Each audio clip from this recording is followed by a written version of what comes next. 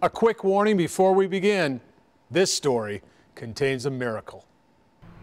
Like so many people, the Moores have a gun for home protection, a 12-gauge shotgun they kept in a bedroom closet in their Lebanon home. In January 2016, they thought they heard an intruder. Jeff loaded the gun, checked the house, and put the shotgun back. He thought it was unloaded. Fast forward to April 29th. Jeff and Michelle run out for a quick bite to eat. They leave 11-year-old Dylan and 10-year-old Carson at home. They will only be gone an hour.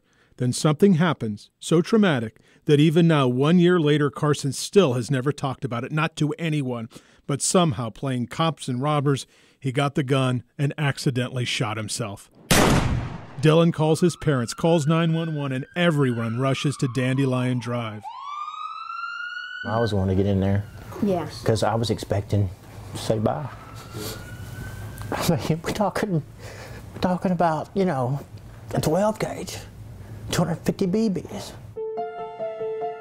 But the Moores were not allowed to see their son. Paramedics were afraid that Carson would get upset and bleed faster. The unexplainable truth was he was calm the whole time, sitting there with a catastrophic 12-gauge shotgun wound and answering questions. All the way on that long ambulance ride to Vanderbilt, Carson never even cried. There was something there that we connected in some way, and we all have that one patient that sticks with us. And I think Carson is my one patient that will stick with me. Remember, Jeff and Michelle hadn't seen him yet, not until he came out of the ambulance at Vanderbilt. I was standing there outside the ambulance when they opened the doors, and I reached my arm out as they were pulling him off the ambulance, and I said, "Oh my goodness, baby." And he looked at me and he said, "Mama, will you please pray for me?"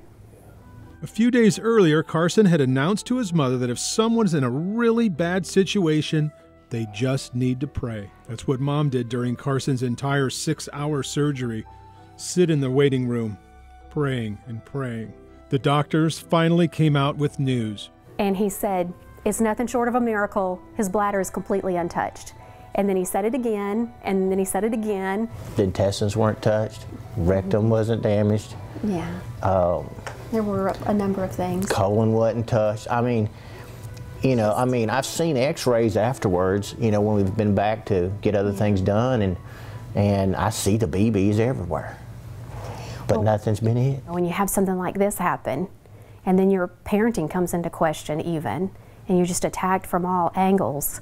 I remember a couple of days after the accident, I remember sitting in the hospital room with Carson, and I remember thinking, how do people do this without God? How can people get through this? Because you think, how can I live another day? Romans 8:28 says, a close family built on a foundation of faith, for good to them that love God, but also lifted by good news. To His purpose. Keep in mind here, as bad as this all started, I've never seen that before. It just got better. Not only is Carson walking, his colostomy bag is gone. He is a normal 11-year-old boy. That was awesome. With a big scar. It wasn't one miracle. It was a dozen. He came home in a wheelchair. It was very difficult to see my son not be able to walk and have to have a walker. And so, you know, I think about that. Well, what if that would have been his permanent state? Would we be doing so well?